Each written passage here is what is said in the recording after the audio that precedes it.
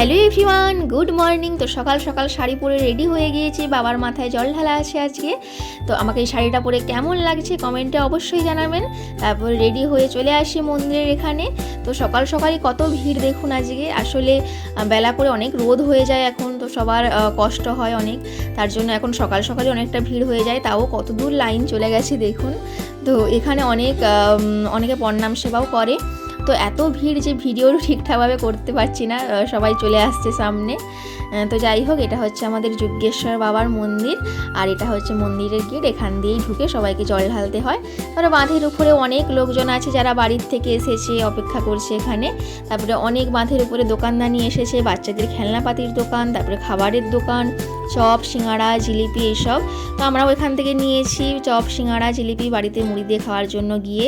তারপরে এখানে একটা মাটির ভাঁড়ের দোকান বসেছে, তো আমার মাও একটা নিয়েছে এখান থেকে, কারণ পয়লা বৈশাখের দিনে কিসে একটা দরকার হয় এই মাটির ভাঁড়। আর এই যে এটা আমাদের কংসাবতী নদী, এখান থেকেই জল নিয়ে গিয়ে বাবার মাথায় ঢালতে হয়। আর ওই যে ওই ঘাটটা দেখছেন, ওই ঘাটটা থেকেই সবাই জল নিয়ে যায়। তো যাই হোক, আমাদের এখন জল ঢালা হয়ে গেছে আমার মায়ের।